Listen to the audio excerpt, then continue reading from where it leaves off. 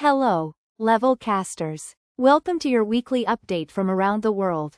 We're here to bring you the most important news from the week of June 1st, 2026. Let's get started. News 1 of 26. First, in Nigeria, there's a serious problem with bandits. These groups are becoming more violent and powerful. This situation has gotten worse because of fights over land and natural resources. Climate change, cutting down too many trees, and a growing population are making these conflicts even deeper. It's a very difficult situation for the people living there. News 2 of 26. Moving to the Ukraine war, President Zelensky has talked with Donald Trump about a possible drone deal. Zelensky believes both sides could share their knowledge about drones. Meanwhile, more oil facilities in Russia have caught fire. Experts say Russia is not doing well on the ground and is now focusing on fighting from the air. President Putin has said he will not talk with Zelensky after recent attacks. News 3 of 26. In Italy, a famous mosaic in Milan called the Rampant Bull has been restored. This artwork needed repairs because many tourists touch it. However, some critics are saying that the repair work has changed the bull too much, almost like it has been castrated, meaning it looks less powerful or complete. News 4 of 26. Next, a cyclist in Germany is being praised as a hero. This person rescued 4 people from drowning in the Ruhr River in Bochum. A family was having a barbecue near the water when they got into trouble. Luckily, the cyclist was there to help them. News 5 of 26. In Australia, a political party called One Nation wants to reduce abortion rights. This is giving strength to activists who want to limit reproductive rights, similar to what has happened in the United States. This issue is causing a lot of debate. News 6 of 26. Former Labour Minister Peter Garrett will lead an independent review into the AUKUS submarine agreement. This agreement is for buying submarines.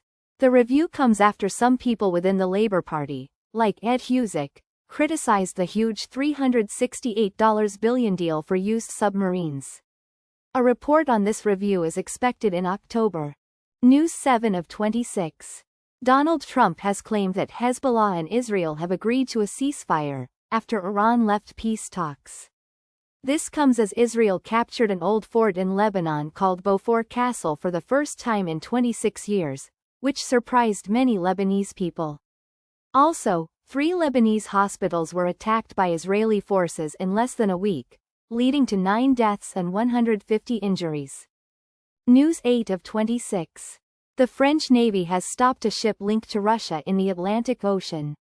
French President Macron confirmed this, saying the ship was under special rules called sanctions. He also shared a video of the operation, which was supported by the UK. News 9 of 26. In Colombia, a right-wing candidate, De La Espriella, won the first round of the presidential election. This lawyer, who admires Donald Trump, has quickly become very popular. He will now face Ivan Cepeda in a second round of voting in 3 weeks. News 10 of 26.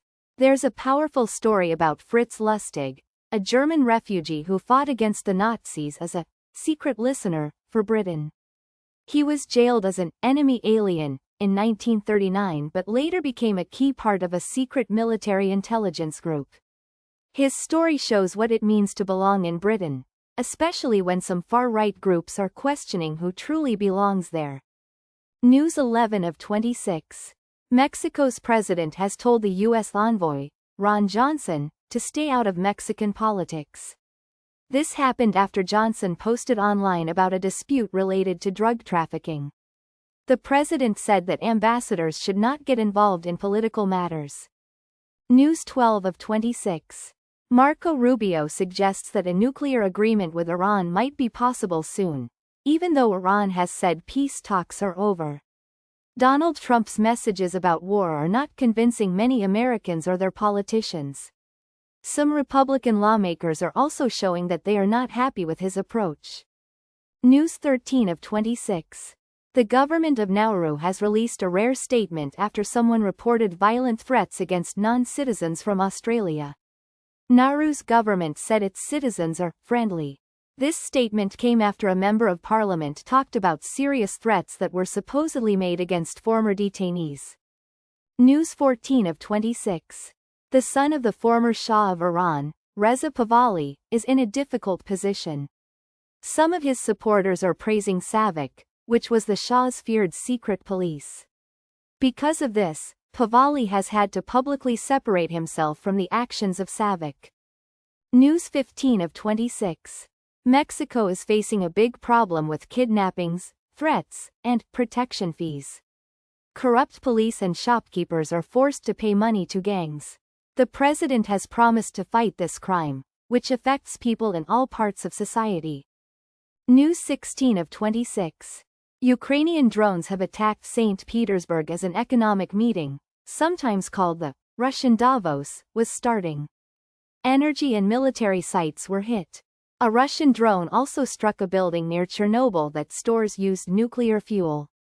President Zelensky called this attack extremely vile and deliberate. News 17 of 26. A British couple, Craig and Lindsay Foreman, who were jailed in Iran, have lost their appeal. They were given 10-year sentences in February for supposedly spying. Their attempt to overturn the convictions was unsuccessful. News 18 of 26. Europe is experiencing its first heat waves of the season, and it seems governments across the continent are not ready for extreme heat. This reveals how unprepared they are to protect people from increasingly dangerous high temperatures.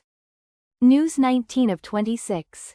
In Jamaica, a police officer named Andrew Wilson has been charged with murder. This is after a woman, Latoya Bolgen, was shot during a protest. The protest itself was about another police shooting that happened a few days earlier. News 20 of 26. A group of Chagosians, who are refugees, are asking the UK to finish handing over their islands to Mauritius. They are visiting Britain and say that politics has complicated this issue too much. News 21 of 26. Far-right groups in Europe are using the murder of teenager Henry Novak in the UK to spread their populist messages. Polish, Spanish, and French politicians are using videos of Henry's final moments to say the UK is becoming a very bad place.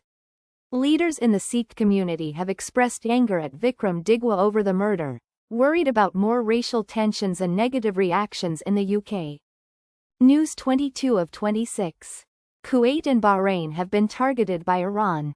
This happened after the US and Iran exchanged fire, with Washington shooting down drones and hitting Iranian radar sites.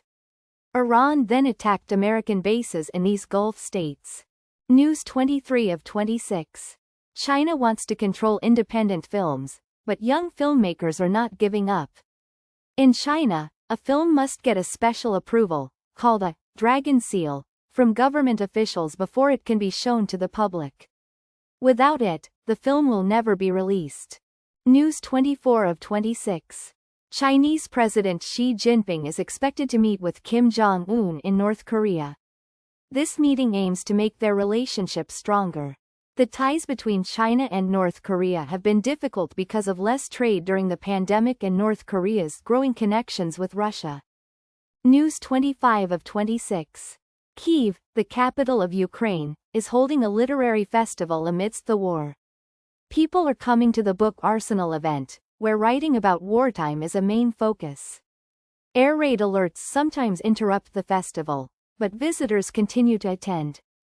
News 26 of 26. Two left-wing American commentators, Cenk Uygur and Hassan Piker, were not allowed to enter the UK to speak at the Oxford Union. The Home Office said their visit was not good for the public.